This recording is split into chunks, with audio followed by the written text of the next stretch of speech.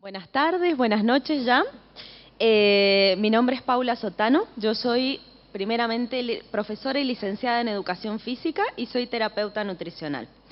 Tengo algunas especializaciones en entrenamiento, sobre todo de fuerza, y he hecho especializaciones básicas, pero me han ayudado a entender de bioquímica, algo de farmacología, algo de entrevista motivacional, que tiene que ver también mucho con poder tratar de llegar un poco al paciente sobre el estilo de vida en general. Nosotros cuando hablamos de un objetivo no hablamos únicamente de un factor que atenta a ese objetivo, no hablamos únicamente de que para el peso, para la enfermedad es nutrición y nada más. No, hay muchos factores que intervienen en este proceso y en el caso de, de la parte psicológica, que le decimos, es muy importante y hoy sabemos que tiene mucho más peso, por eso estuvo muy bien la exposición que vimos recién, porque es cierto que no nos tomamos un segundo a pensar o a descansar sobre todo, eso es muy importante. Entonces,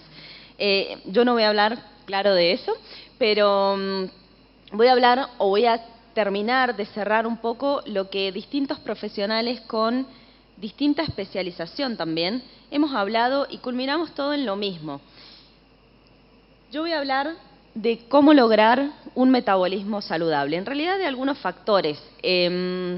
Cuando hablamos de metabolismo saludable o de un metabolismo, hablamos de factores genéticos, ambientales y epigenéticos, ¿verdad? Bueno, algunos epigenéticos, recién más temprano la doctora se refirió a lo que significaba. Nosotros tenemos que por lo menos entender qué abarca un metabolismo, ¿verdad? Nuestro metabolismo abarca nuestro índice de masa corporal, nuestra tasa metabólica basal, que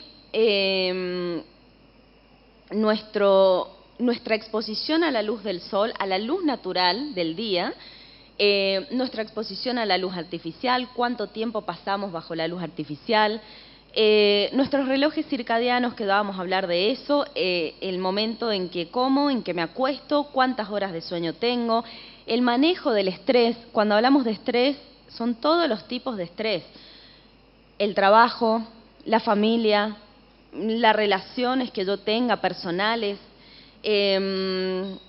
Podemos hablar incluso, a veces hacemos de herramientas buenas un estrés para nuestro cuerpo. Tenemos que ver, hay muchos tipos de estrés, pero también hablamos de cómo está nuestra regulación hormonal, sobre todo las que tienen que ver con el metabolismo. En este caso, tiroides, insulina, leptina, grelina, melatonina, cómo está nuestra regulación hormonal y el nivel de actividad física que nosotros tenemos, pero además el nivel de actividad física y de movimiento en general.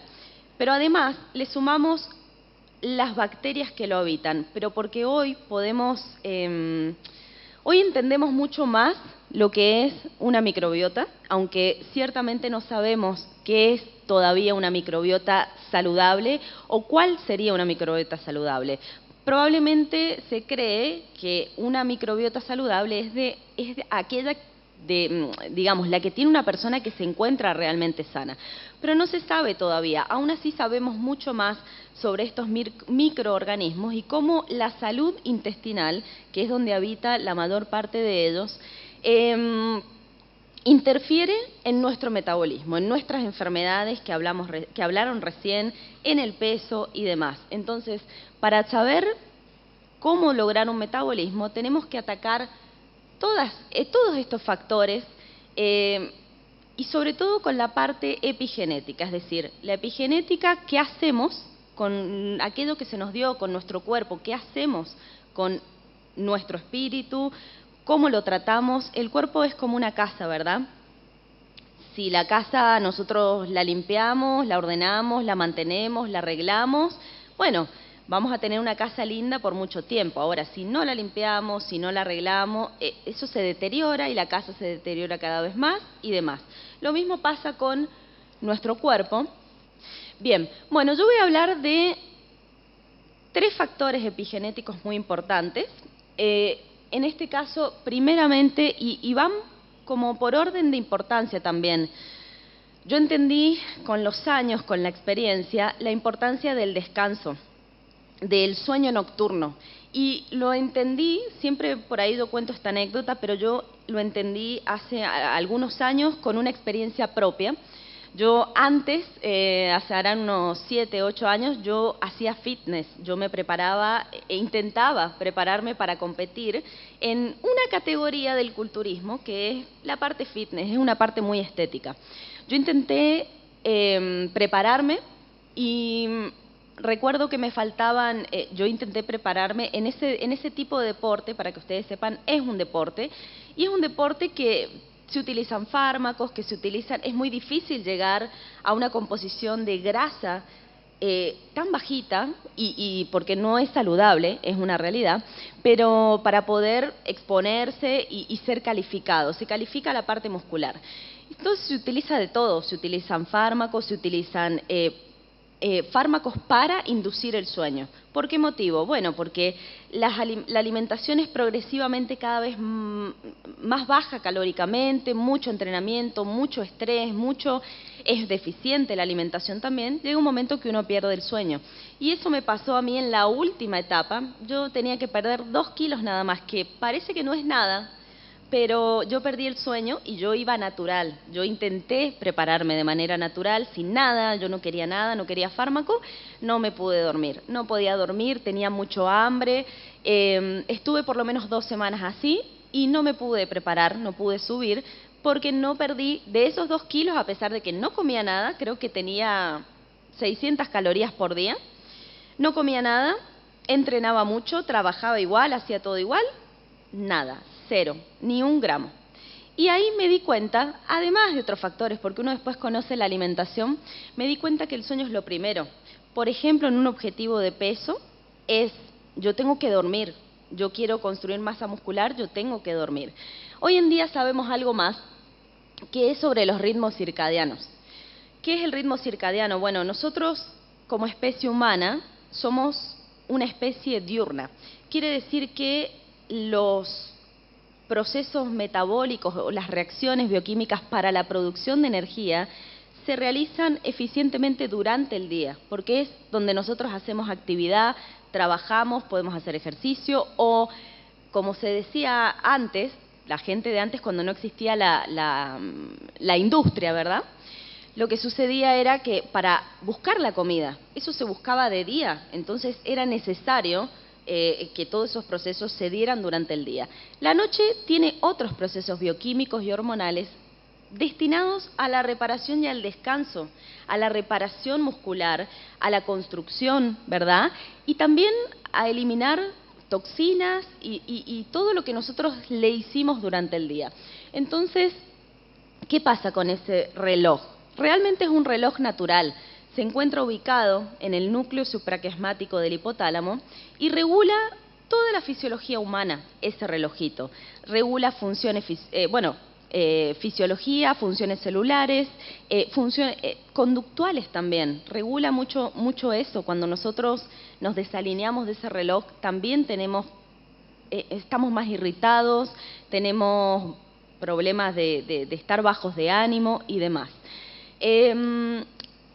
Además de ese relojito central que se sincroniza con la luz del sol, esto es importante, el estímulo de ese reloj se enciende con lo primero que nosotros hacemos apenas nos despertamos. Nosotros tenemos que exponer nuestros ojos a la luz del amanecer. No suele ser lo primero que hacemos al día de hoy, lo primero que hacemos es exponernos más a la pantalla de la luz artificial, pero deberíamos exponernos a la luz natural. Se sincroniza el reloj y de esa manera podemos comenzar a funcionar correctamente. Pero además del reloj central, tenemos relojes que son periféricos, que se encuentran en los órganos directamente, que son autónomos y que parcialmente se estimulan con la luz natural, más que nada se estimulan con la comida. Voy a poner principalmente páncreas, intestino, hígado, corazón, pero páncreas, intestino, hígado, principales para la digestión, donde ocurre la absorción de los nutrientes y la degradación. Y es importante porque es lo que necesitamos para la producción energética, ¿verdad? se estimulan con lo primero que yo le doy. Y tiene que ver también con lo que a la hora que yo le doy esta alimentación. Durante la luz del día estoy preparada para estos procesos. Cuando yo me salgo de esta hora, a lo mejor podemos decir 8, 9 de la noche sería como máximo la hora en que deberíamos comer y yo diría que hasta 8 de la noche inclusive, porque yo cuando me salgo de esa hora ya no estoy preparada para realizar eficientemente o preparado estos procesos de digestión. En la noche ocurre otra cosa. Baja el cortisol, aumenta la melatonina, me preparo para dormir y demás. Hay un tema muy importante que lo podemos saber ahora, que es que las bacterias de nuestro intestino, imagínense que tenemos realmente, no sé, 10 veces más bacterias que células, también siguen su ritmo circadiano.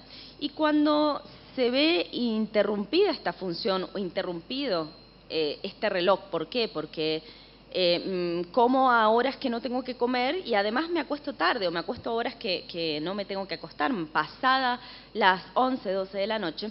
Entonces empieza a aumentar la actividad mucolítica, ¿verdad? Se ve interrumpida, bueno, la función de la barrera intestinal y esto provoca o deriva en enfermedades inflamatorias, sobre todo derivadas de la inflamación crónica, como más temprano hablaba la doctora Fernanda, y e inflamatorias intestinales. Vemos muy común al día de hoy que la raíz de muchas patologías comienza con una disbiosis, con una alteración de las bacterias, comienza con una permeabilidad, que es un daño en la barrera que cubre el epitelio. Entonces, nosotros tenemos que cuidar sobre todo la hora en la que comemos, durante el horario de la luz solar, no importa la hora en sí, lo importante es que yo tengo una ventana desde que me levanto hasta que me acuesto, hasta las 8 de la noche más o menos, donde yo puedo realizar mis 2, mis 3 comidas, no necesito más que eso, bien completa. Y luego viene la parte del sueño. Está visto que la privación crónica del sueño más la dieta occidental, cuando nosotros hablamos de dieta occidental, hablamos de dieta altísima en carbohidrato mezclado con aceite vegetal, con aceite industrial, que es una grasa de mala calidad. Ultraprocesados, refrescos y alta también en granos, en cereales y demás. Eso es una dieta occidental. Esa alimentación sumado al sueño crónico nos da como resultado diabetes, insulinoresistencia, inflamación, enfermedad intestinal, nos da como resultado hipertensión, sí, comienza con una inflamación, pero derivan, cuando hablamos con el paso de los años, porque no es de un día para el otro, pero con el paso de los años que yo llevo este patrón, me termino enfermando de alguna manera. Y el sobrepeso, por supuesto. Entonces, es importante que nosotros tengamos en cuenta qué hago yo con el sueño, cómo hago, cómo duermo, cómo... Ahora tenemos el tema de la tecnología y como expusieron recién, yo estoy expuesta a la luz artificial, aunque sea de noche. Y esa luz indica que es de día, me da una señal como que es de día, eso es real. Entonces, hay más cortisol, hay menor sensibilidad a la insulina, hay hay peor digestión todavía porque sigo durante la noche. Yo lo que tengo que hacer es, alrededor, en lo posible, dentro de lo que se pueda, por lo menos ya a las 9, 10 de la noche ya olvidarme de los dispositivos electrónicos, apagar la computadora, el celular ya casi que no lo uso, lo dejo en modo avión, me voy preparando, no consumo alimentos a esa hora y me voy preparando, si yo tengo que leer, por ahí cuesta mucho porque hoy vienen todos los libros digitales, pero si yo tuviese que leer, estudiar todavía un poco más, que sea papel, que yo no esté expuesta a la pantalla, que sea un papel, que yo escriba, que me vaya relajando y voy bajando.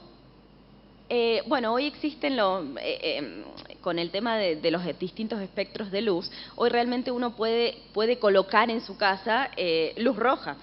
Aún así, no es tampoco tan fácil en el sentido de que hay gente que puede hacerlo, hay gente que no, colocar su luz roja. Entonces, si no lo puedo hacer, bueno, voy implementando ciertas estrategias me acuesto, voy preparando la habitación tiene que estar oscura, no tiene que tener entrada de luz, de ventana, de nada, oscura, y tiene que haber un ambiente que sea termoneutral sobre todo, entre unos 20 o 25 grados es idóneo para que yo me vaya preparando para descansar. Me va a costar, es cierto, no va a ser fácil porque no estoy acostumbrado, porque estoy acostumbrado que me acuesto y veo el teléfono, no veo televisión, apago todo y me voy a la cama. Si yo me llego a despertar, que no sería lo idóneo, que por ahí nos despertamos para ir al baño, pero si yo me despierto y no prendo luces, me despierto, no miro el teléfono, me despierto, me acuesto e intento dormir. Otras herramientas como las que han mencionado recién, la respiración, la meditación, esto tiene que ver también con el manejo del estrés que yo tengo. Entonces, si yo logro con varias herramientas un ratito en el día, que es cierto, a pesar de saberlo, lo hacemos poco. 5 minutos a lo mejor que yo respire, que yo me relaje, que yo es medio complicado, pero lo podemos lograr. Y de esa manera vamos a ir alcanzando un sueño idóneo. A lo mejor lo importante sería poder dormir profundamente sin despertarme, que me despierte naturalmente el cortisol, que es la hormona encargada de despertarnos, ¿verdad? Que nos despierte naturalmente luego de haber dormido al menos unas 7 horas y yo inicio mi día. Y así, esto se llama ritmo circadiano, que yo lo pueda respetar, porque somos una especie. Está visto que, bueno, los estudios, por lo menos la mayor parte de los días hay que hacer esto, porque yo entiendo, llega el fin de semana, está la vida social y por ahí a lo mejor, bueno, ¿cómo voy a comer a las 8? Y si me junto a comer un asadito, me junto... Está bien, de hecho yo he podido ver en algunos estudios que aunque se siga, si bien se pueda llevar a cabo el control del manejo o del reloj circadiano durante la semana, a lo mejor 5 o 6 días de la semana, si uno lo interrumpe el fin de semana, está visto que aún así se ven los beneficios, o sea, que es posible, pero por lo menos lo que yo hago la mayor parte del tiempo es importante. Cuando se interrumpen los ritmos circadianos viene el sobrepeso, ese peso que nosotros empezamos a ganar y que no sabemos de dónde, la grasa corporal, eso también está visto. Lo mismo sucede con otras especies, los estudios que se hacen de reloj circadiano en ratones. Los ratones son una especie, a diferencia nuestra, nocturna. Entonces, cuando sus procesos de digestión son eficientes en la noche, de búsqueda de comida y demás. Cuando ellos son interrumpidos en ese proceso, los ponen a dormir en la noche, cuando ellos duermen durante el día, los ratones se ponen obesos. Entonces, es muy importante que nosotros primeramente logremos manejar este aspecto. Segundo aspecto importante, que es la nutrición. Si bien nosotros sabemos, manejamos, ustedes saben, la alimentación baja en carbohidrato en todo su espectro, ¿sí? Low carb tiene un poquito más alto en carbohidrato, un poco más bajo como una dieta cetogénica y casi nada como una dieta carnívora. Son medidas terapéuticas muy eficientes, pero más que hablar de un enfoque en específico, que vamos a llegar a esto, me gusta hablar de nutrición fisiológica. La fisiología no es más que el funcionamiento humano. Entonces, si yo hablo de nutrición fisiológica, hablo de los nutrientes que se necesitan para funcionar. No son cualquiera y no vienen de cualquier lugar. La nutrición fisiológica podemos decir también que es el empleo terapéutico de los nutrientes que suelen alcanzar grado farmacológico y que junto a otras herramientas que ya hemos visto, permite que podamos arreglar desórdenes orgánicos importantes del metabolismo. Entonces, tenemos que ver, cuando nosotros, los profesionales, hablamos de nutrición, tenemos que ver estas funciones y además qué pasa con el paciente, con su historial clínico y todo, pero más que nada estas funciones y en base a estas funciones, en orden de importancia, establecer los alimentos. En los alimentos ahí se verá la cantidad, o la idea es que si uno está sano lo puede hacer de manera intuitiva, pero partiendo de esa base, ¿qué es lo que necesita el funcionamiento humano? Por eso me gusta referirme más que nada a nutrición fisiológica que no es algo que se enseñe ni se prescribe por la ciencia de la nutrición moderna. Nosotros tenemos que poder cambiar un poco eso, o esos paradigmas. ¿Qué son los nutrientes? Bueno, son aquellas sustancias que nos permiten el sostén estructural y funcional. Hablamos de que nos permiten la producción energética, son constructores, son regeneradores, forman hormonas, forman neurotransmisores, son coenzimas, son intermediarios metabólicos, permiten múltiples reacciones bioquímicas. Entonces yo tengo que partir de esa base. Primeramente, los he puesto en el orden de importancia que yo creo, según lo que he investigado, lo que hemos podido ver con el paciente, como están escritos al final, proteínas, lípidos, vitaminas y carbohidratos, es lo que tenemos que tener. No quiere decir que cada uno sea más o menos, sino más que nada lo que tenemos que tener en cuenta a la hora de prescribir. Primero, la proteína. Yo atiendo al paciente, veo su historial, hablo de todo lo que tengamos que hablar. Su historial, cuando hablamos de historial, no solo hablo de historial clínico, del diagnóstico que me trae, sino que hablo de su historial de lesión, su historial de actividad física, su historial, su vida, su rutina, su casa, qué pasó, cuándo comenzó todo. Y ahí nosotros tenemos que ver.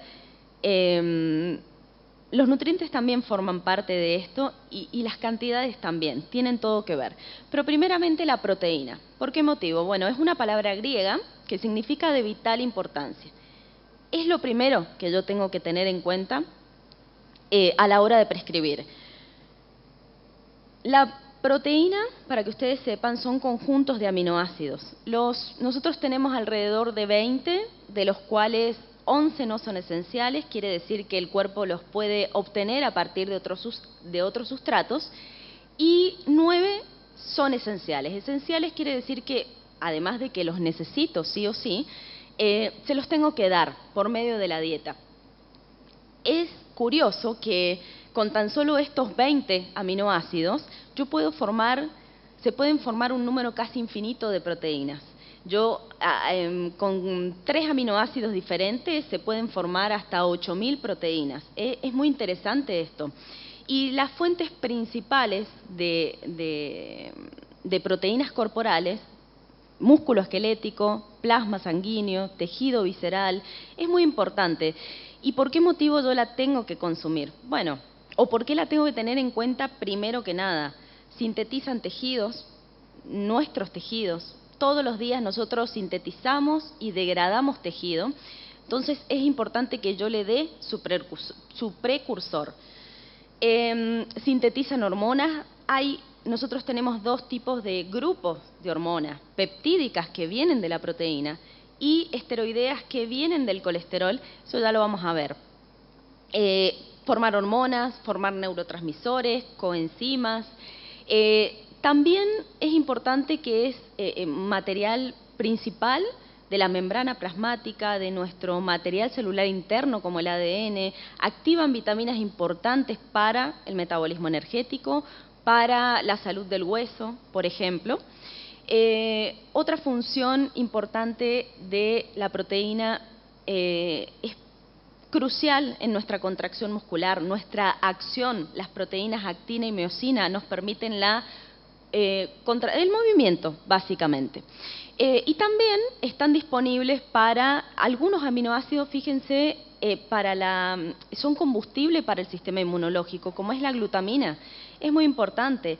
Están disponibles, son algunos aminoácidos fuentes de acetil-CoA para lo que es la síntesis de ácidos grasos y también para glucosa. Entonces, tienen muchas funciones en nuestro organismo. De hecho, nosotros lo que es las etapas también tenemos que ver, decimos, bueno, proteína tiene tanta función, es importante que yo diariamente la coma y en un ratio adecuado conforme a la persona. Pero además, hay distintas etapas, yo siempre digo esto, las etapas de crecimiento acelerado, infancia, lactancia, embarazo, Y bueno, podemos decir para personas que se dedican a lo mejor a la hipertrofia y demás, yo necesito al menos que un poquito más de 1/3 de la ingesta total calórica que sea de proteína. Eso es muy importante, hay un crecimiento acelerado ahora conforme va pasando el tiempo y disminuye nuestro crecimiento, disminuye también nuestra necesidad de proteína. La seguimos necesitando en una menor medida, a lo mejor entre los 20 y los 40 años. Yo a lo mejor puedo bajar un poquito más la cantidad. Hoy sabemos de ratios diarios y demás, pero es importante tener en cuenta las etapas. También sabemos que una tercera etapa, cuando yo ya voy envejeciendo, hay una resistencia al anabolismo, al crecimiento. Yo sintetizo menos y degrado más. Y está visto que antes se pensaba que una persona pasado los 50, los 60, mucho más los 70, no podía construir ni hueso ni músculo. Ya estábamos. Y no es así. Hoy sabemos que con la nutrición basada en proteína y con el estímulo específico que es la fuerza, la persona aún así todavía puede construir hueso y diente con la nutrición y el ejercicio específico. Entonces, tenemos que tener en cuenta también esto sobre el tema de los ratios. Una de las cosas a tener en cuenta es que de los aminoácidos esenciales se necesita todos los días cumplir también con el ratio adecuado. Todos los días. A lo mejor probablemente no lo hagamos en si bien lo idóneo sería tener una frecuencia de 2 o 3 comidas, pero 3 comidas, yo a lo mejor no alcanzo la dosis de todos los aminoácidos esenciales en una misma comida, pero por lo menos en el día. Y de ahí viene algo muy importante, que es la calidad de la proteína. La proteína de mayor calidad y biodisponibilidad es la proteína animal. Es la que nos da, en 100 gramos de hígado, de bife, yo tengo los aminoácidos esenciales que necesito, tan solo en ese ratio. Distinto de la proteína vegetal, que no es que la desestimemos porque realmente sirve, lo que pasa es que es mucho más complicado alcanzar, es una proteína que se llama incompleta porque no tiene todos los aminoácidos. Yo tengo un puñado de arroz, tiene proteína, tiene aminoácidos, pero a diferencia 100 gramos de arroz a 100 gramos de una carne de res, yo no tengo todos los aminoácidos esenciales. Entonces yo en un mismo plato a lo mejor tenga que juntar arroz, poroto, garbanzo y demás, ¿verdad? Y así durante el día. Entonces nosotros tenemos que controlar esto porque la proteína animal es fundamental. Eso por un lado. Primero, ¿cuánta proteína la persona necesita? Lo primero en el plato. Después vamos a los lípidos, las tan temidas grasas, que ahora ya sabemos que no... Bueno, le hemos temido siempre por teorías basadas en pseudociencia, en epidemiología sobre todo. Sabemos muy bien que la nutrición no debería pautarse, o las pautas dietéticas nunca deberían darse en base a asociaciones, sino en base a metaanálisis, a experimentos, a evidencia científica mucho más sólida. Que no es lo que ha pasado porque, así como pasa con la medicina, que hablaba mucho de la industria farmacéutica, lo mismo pasa con la ciencia de la nutrición. Los intereses están a favor de la industria alimentaria. De hecho, esto yo lo cuento, pero por ejemplo, en Argentina, la presidenta de la Sociedad de Nutrición Argentina es una doctora que promueve una dieta o un método donde uno puede comer todo siempre que sea en una porción justa. Yo puedo, en el día, me tomo una gaseosa, me como un budín, carne y todo demás, pero en la porción justa. ¿Y esto, qué pasa con esto? Es simplemente un conflicto de interés. De hecho, esta persona, al ser una cabeza, tiene mucho peso en las universidades, en los centros médicos y demás. ¿Y qué podemos hacer? Solo un conflicto de interés. Lo único que nosotros tenemos que hacer es ponernos a investigar, salir un poco de lo que nos han enseñado y ver realmente qué es lo que pasa en base a la evidencia. Las grasas. Siempre hemos pensado que nos traen problemas cardiovasculares, y que además le tenemos temor porque pensamos que nos va a hacer aumentar de peso. Absolutamente siempre. De hecho, yo, que les dije recién que antes practicaba el fitness, la alimentación fitness es baja en grasa. Y eso trae muchas consecuencias, vamos a ver por qué. Los lípidos como funcionalmente, estamos viendo los nutrientes por función, es decir, proteína tenemos muchas funciones. Nunca podría ser malo un nutriente con tantas funciones en el organismo. Lo mismo sucede con las grasas. No es solo una fuente y reserva de energía. De hecho, es muy importante que un organismo saludable, tanto de un hombre como de una mujer, tenga un cierto porcentaje de grasa. Hoy, por moda y por muchos estilos, nosotros vemos que vemos las redes sociales y vemos que hay que estar todos marcados y bajito en grasa, pero eso no es necesariamente algo natural o fisiológico. Por lo menos una mujer debería tener alrededor de 24-25% de grasa saludable, ¿sí? Para estar saludable, y un hombre al menos un 15%. Pero no es solo fuente y reserva. De hecho, un ser humano saludable y en reposo oxida para proceso, para energía, ¿verdad?, al menos 80-90% de los ácidos grasos. Eso por un lado, esa es la función que todos conocemos. De hecho, por ahí se confunde y se piensa, por eso uno cuando intenta hacer dieta, lo primero que baja son las grasas, porque pensamos ahí nomás que se va a nuestro tejido adiposo. Pero no es así. ¿Por qué motivo? Bueno, por ejemplo, cuando hablamos de grasa, no decimos grasa en algo global. Cuando hablamos de grasa, hablamos de distintos tipos de ácidos grasos que tienen distinta estructura química y, por ende, distinta función en el cuerpo. Hablamos de fosfolípidos, hablamos de colesterol. Son distintos tipos de grasas dentro de ese concepto global. Por ejemplo, el colesterol, que tanto también le tememos, que pensamos que el colesterol es malo. El colesterol es sintetizado 70% por nuestro hígado, al menos. Y no solo el hígado, tenemos que las paredes arteriales y el intestino también tienen capacidad para sintetizar un poco. Es muy importante. ¿Y por qué motivo? Bueno, es precursor de la vitamina D. Recién hablaron mucho de la vitamina D. Yo puedo estar tomando todo el sol que yo quiera y tomando suplementos de vitaminas y demás. Pero si no tengo el precursor, ¿de qué sentido tiene, verdad? Entonces tenemos que ver eso también. Es material primordial de nuestra membrana, nos ayuda a sintetizar al desarrollo, digamos, a la síntesis de tejido, de órganos y del desarrollo en el feto. Es importantísimo para eso. Es una molécula vital para que nosotros nos desarrollemos. Pero además es precursor de hormonas sexuales, suprarrenales. Yo les dije recién, hay dos grupos, peptídicas, esteroideas. Estamos viendo mucho, se ve mucho en diagnóstico o en consulta, la baja producción de testosterona, importante en la salud del hombre, que no es solo para la función sexual, sino que tiene que ver con la energía, que tiene que ver con la salud vascular, tiene que ver con muchas cosas. Y hoy estamos viendo muy bajos los niveles de testosterona. Vemos desregulados los niveles de progesterona y estrógeno en la mujer. De hecho, una alimentación muy bajita en este tipo en esta sustancia, lo pude vivir yo cuando hice la parte fitness.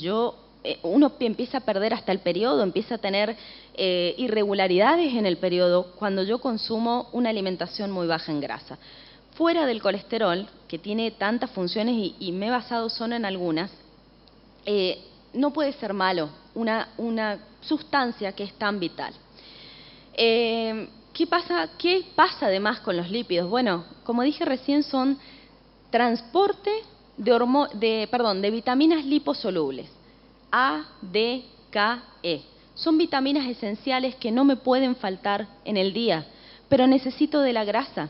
Está visto que si yo consumo una alimentación muy bajita en grasa, se ve reducida o se ve deficiencia en estas vitaminas.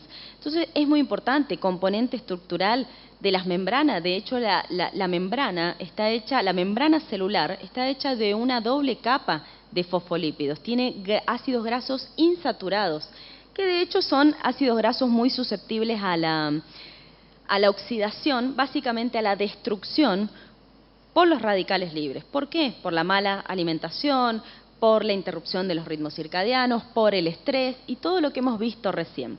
Pero es sumamente importante que yo consuma las grasas.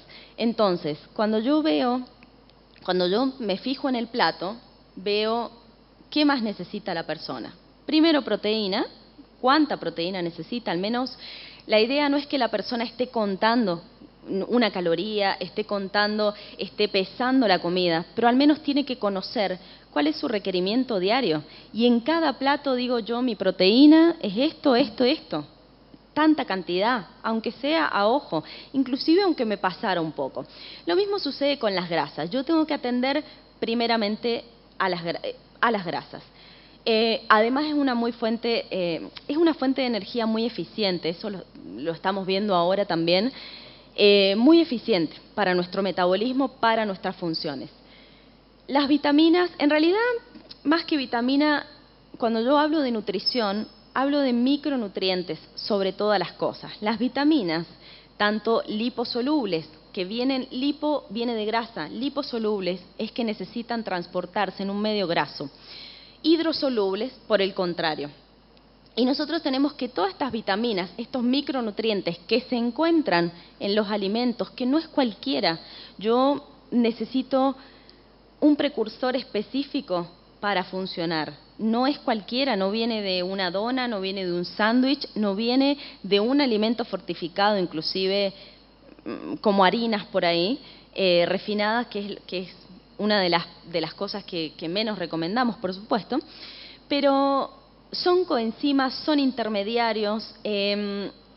A partir de las vitaminas es que el organismo puede, por así decirlo, desglosar la comida para poder absorberse, para poder degradarse y para que nosotros podamos, para que pueda transportarse al tejido específico, poder funcionar correctamente. Entonces, tenemos en cuenta que dentro de proteínas, cuando hablamos proteínas, grasas, carbohidratos, hablamos de lo que hay dentro, de los micronutrientes. Finalmente, ¿por qué ponemos a los carbohidratos como, no decimos que no sean importantes, pero bioquímicamente pura y la bioquímica pura no son esenciales? ¿Por qué no son esenciales? Porque el cuerpo puede fabricar glucosa, o sea, yo de los carbohidratos obtengo la glucosa.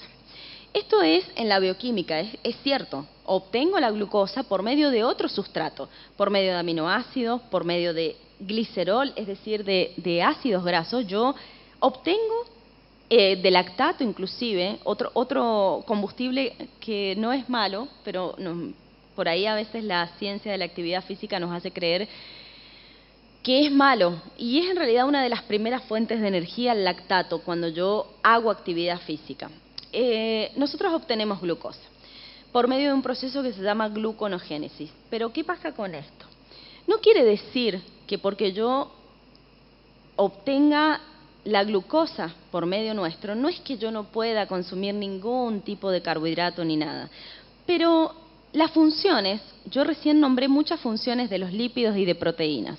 De carbohidrato tengo como función fuente energética únicamente, combustible para algunas neuronas del sistema nervioso central y los eritrocitos que no tienen mitocondria, y ya. Y como hablaba recién con el papá de Fernanda, los libros de fisiología dicen la función previene la cetosis.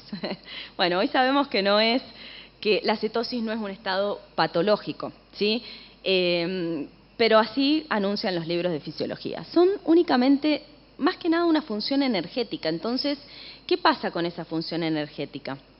Lo que sucede es que yo hoy día tengo una vida muy sedentaria. La vida moderna es sedentaria de cualquier punto de vista.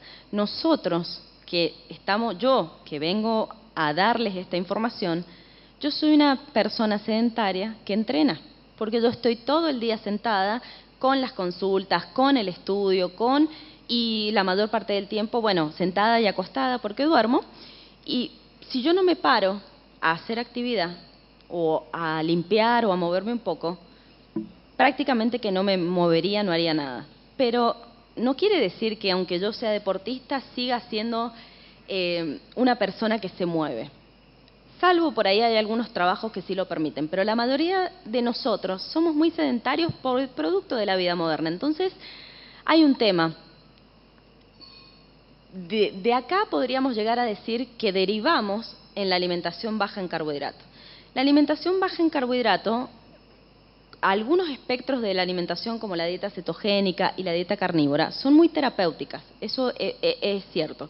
Nos sirven como, está probado, está visto, lo estamos viendo, cómo revierte una resistencia a la insulina, una diabetes, cómo trabaja con las enfermedades metabólicas intestinales. Pero supongamos que, amén de todo eso, una persona sana, bajo en carbohidrato, tiene que comer. A lo mejor no es necesario que alcance una dieta cetogénica, que lo puede hacer por periodos, pero con que de por sí tenga en cuenta esto. Primero proteína, después las grasas y después los carbohidratos. Al final, el complemento, mis vegetales, elegimos lo saludable, elegimos los vegetales, elegimos los tubérculos, las hortalizas, algunas frutas, sobre todo que sea de estación, que es lo que yo tengo ahora acá.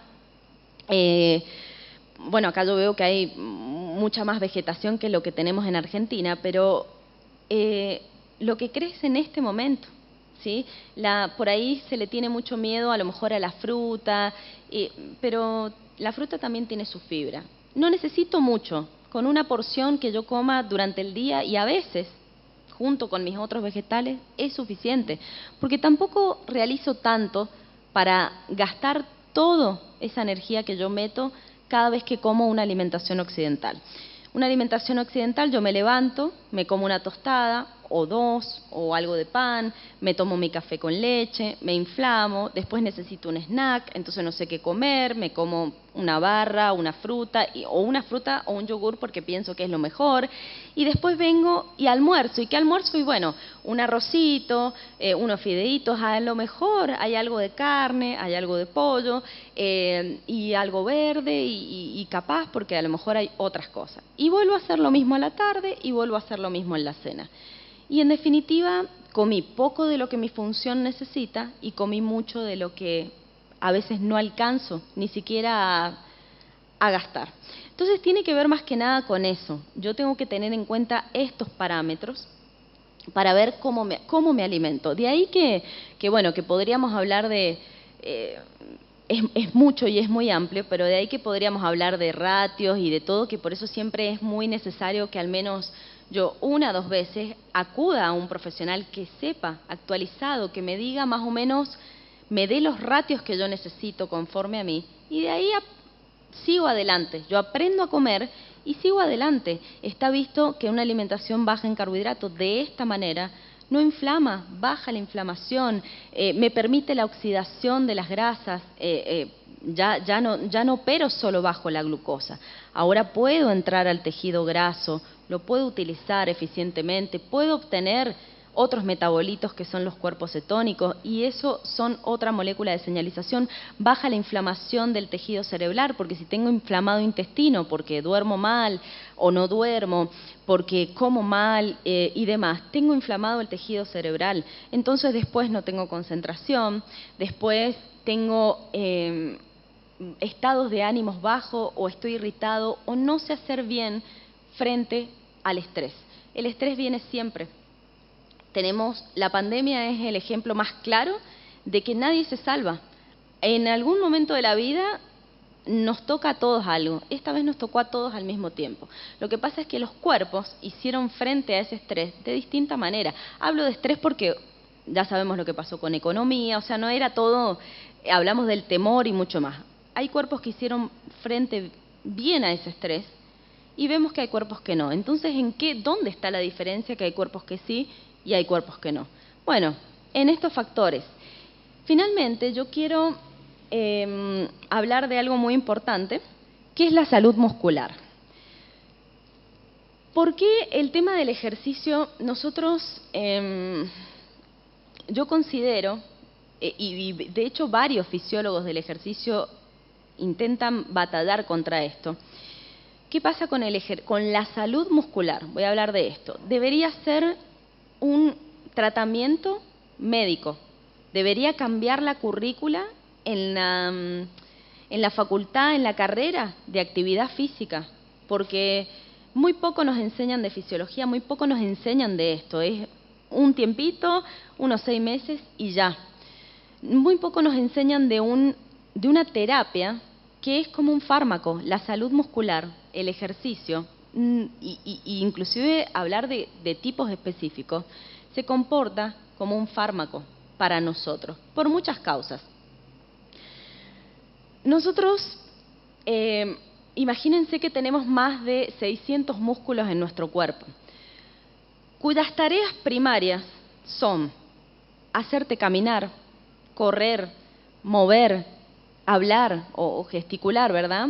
Te mantienen la postura, pero al mismo tiempo no solo te mantienen la postura, te ayudan a respirar, bombean sangre, eso hace el músculo. Y es un almacén de nutrientes y un regulador metabólico. Nosotros estamos hablando de cómo lograr una salud metabólica. Bueno, cuando nos preguntan, doctora, licenciada, ¿qué puedo tomar? ¿Qué puedo comer? Hace fuerza, anda a entrenar, hace esto. Esto yo necesito, además de todo lo otro. ¿Por qué motivo? Bueno, es un tejido metabólicamente muy activo y yo necesito poderlo trabajar. Está visto que cuando nosotros vamos creciendo, como yo les decía recién, hay un tiempo en que sintetizamos mucho menos de lo que, bueno, de lo que podemos, más degradamos que lo que podemos sintetizar. Con el tiempo, con el envejecimiento, está visto que perdemos masa muscular y que esa pérdida de masa muscular, y sobre todo cuando es muy progresiva, trae alteraciones anabólicas, es decir, alteraciones en el crecimiento, y esto trae problemas de todo tipo de problemas asociados con todas las causas de muerte. Es muy importante, uno por ahí no lo tiene en cuenta, pero es así. ¿Y qué tenemos que hacer? La pérdida progresiva de masa muscular lo que hace es traer mala calidad de vida, mala salud metabólica, mal uso de los combustibles, trae poca sensibilidad a la insulina. Yo, cuando voy perdiendo músculo, voy perdiendo fibra. Tenemos dos tipos a nivel macro de fibras musculares. Las tipo 1, lentas, oxidativas, oxidan, tienen mucha mitocondria, oxidan sobre todo ácidos grasos. Y la de tipo 2, que son rápidas y son glucolíticas, tienen que ver con la fuerza y tienen que ver con el uso del combustible, con el uso de la glucosa. Entonces, cuando yo no estimulo la masa muscular, no me ejercito, no hago nada, lo que sucede es que no solo voy perdiendo este tipo de fibras, por ende pierdo salud metabólica, tengo posibilidad de volverme insulino resistente por esto, sumado a todos los otros hábitos, ¿verdad? Porque no metabolizo bien la glucosa. Pero al mismo tiempo voy perdiendo no solo la fibra, sino un tipo de neurona que se llama motoneurona alfa. Lo que hace esa neurona es inervar las fibras musculares y las estimula para que se muevan. Entonces, ¿qué viene cuando yo no me muevo? La fatiga, lo que todo el mundo tiene.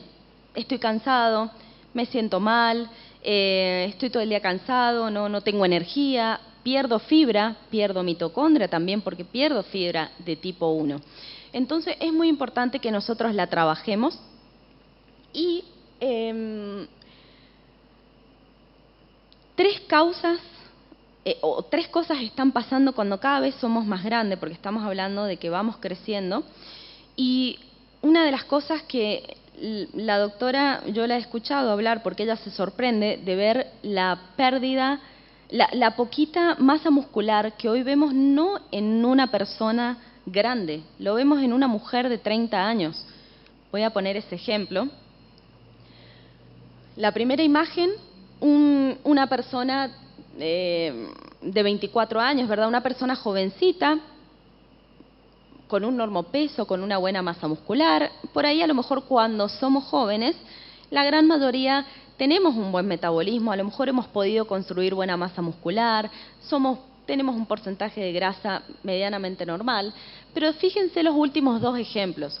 Yo tengo dos personas con la misma edad, de 66 años, pero con una gran diferencia en lo que es el porcentaje de masa muscular y de grasa.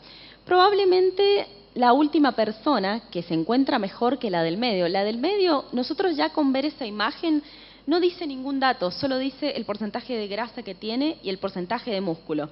Pero nosotros al ver esa ya sabemos que la persona está enferma, ya sabemos que tiene sobrepeso, ya sabemos que puede que tenga una insulinoresistencia, ya sabemos que está inflamada. Cuando nosotros no, eso que ustedes ven ahí se llama obesidad sarcopénica. Yo pierdo masa muscular y gano grasa intramuscular, grasa dentro del músculo. Esto produce unas moléculas que se llaman adiposinas, son macrófagos, ¿sí? Son moléculas, son citoquinas inflamatorias, que lo que hacen es acelerar aún más el catabolismo y la pérdida de masa muscular. Entonces, ahora lo que sucede, si bien esta es una imagen, personas de 66 años a lo mejor, pero estamos viendo eso en personas de a partir de 30. Entonces, una persona, una mujer, un hombre que tiene esa condición, tiene un envejecimiento prematuro, está predispuesto a una muerte prematura y tiene un metabolismo de una persona de 70 años. Entonces, nosotros tenemos que ver que hay que entrenar, hay que hacer algo. Ahora, para finalizar, ¿qué tipo de estímulo? Bueno, según la evidencia, si bien hay que combinar los dos estímulos, porque yo creo que lo que es la fuerza y a lo mejor el VO2 máximo, es decir, son predictores de salud, de buena calidad de vida, porque simplemente abarcan sistemas muy importantes, neuromuscular y cardiovascular. Entonces no es que yo solo levanto pesa y no hago cardiovascular. Yo creo que una combinación de los dos. Por ahí nosotros criticamos mucho el caminar porque tú dices, bueno, yo camino. Pero si yo quiero construir masa muscular, caminar no es lo idóneo. Ahora, no quiere decir que no se deba caminar. Es bueno, hoy sabemos que hacer tanta cantidad de pasos al día tiene enormes beneficios, pero yo tengo que combinar las dos cosas. Entonces, sabemos que un entrenamiento de tipo funcional, de tipo HIIT, ni hablar de poder levantar pesas.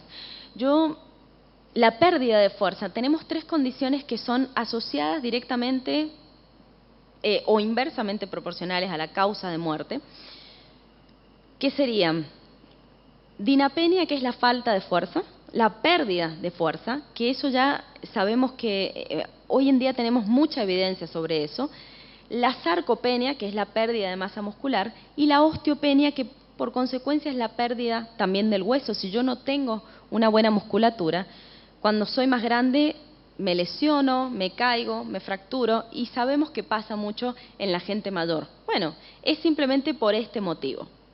Entonces yo tengo que poder entrenar la fuerza. Entrenar la fuerza, yo tengo que poder, hay mujeres, yo no sé cómo estarán todos ustedes, pero que realmente no puedo levantar a mi hijo, no puedo levantar las bolsas, no las puedo mantener, realmente no tengo fuerza para levantar nada.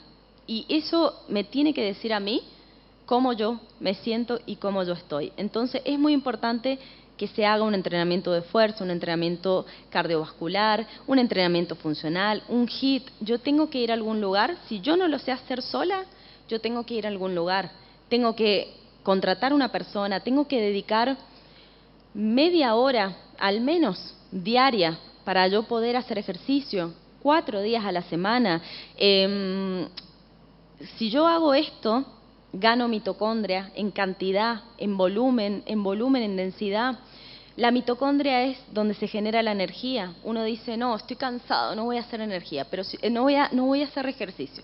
Pero si yo me voy y hago ejercicio, aunque esté cansado, yo voy a notar cuando vuelvo que tengo energía. Y así puedo estar todos los días, todo el día. Yo voy aumentando. Puedo aumentar la densidad de las fibras también, entonces obtengo más energía, metabolizo mejor los nutrientes. No quiere decir que nunca te vayas a comer un carbohidrato, pero lo vas a metabolizar bien. Eso es lo importante.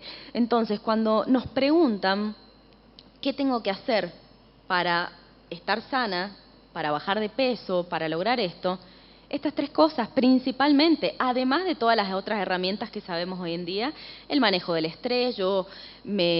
Ahora vimos otras terapias que incluso yo no conocía mucho, como los sueros, como el ozono. Hoy sabemos, porque tenemos una vida moderna, no es todo nutrición, ejercicio. La vida moderna trae muchas cosas, por ende las herramientas son importantes. Y tenemos muchas herramientas, entonces, pero principalmente estas 3 cosas. Yo los animo a que ustedes puedan hacer ejercicio, que media hora, 20 minutos, comiencen con 3 días a la semana, culminen con 4. No importa si son seguidos o no son seguidos, lo importante es cuando yo tengo tiempo, porque a lo mejor yo no tengo tiempo de lunes a viernes, de lunes a jueves, pero llega sábado y domingo y tampoco hago nada. Entonces yo tengo que poder hacer algo, nosotros podemos darle las teorías, ¿verdad? Pero son ustedes los únicos que eligen por su salud o no. Porque el Estado no los va a ayudar, probablemente las instituciones médicas generales también hagan muy poco. A lo mejor consigan un buen profesional, a lo mejor no, o a lo mejor pasen por varios, porque es lo que nos ha pasado a todos hasta llegar a esto que sabemos ahora. Pero mientras tanto, si yo no hago algo, si yo no me muevo, nadie lo va a hacer por nosotros. Yo tengo que agarrar mi fuerza de voluntad y hacer algo. La fisiología humana es maravillosa, todo lo que puede hacer. No piensen que no se puede hacer. Me siento así, mejor no lo hago, porque el cuerpo tiene todos los mecanismos para sacarlos adelante, ¿sí? Así que, bueno, yo los dejo acá. Les agradezco mucho, agradezco sobre todo a la doctora Fernanda, a su esposo, Luis Arteaga, al centro, que me han atendido maravillosamente bien, por haberme traído, por haberme invitado y bueno, de haberme dado la bendición de participar con ustedes, de conocerlos y de poder decirles todas estas cosas. Así que, bueno, les agradezco, esto ha sido todo. Muchas gracias.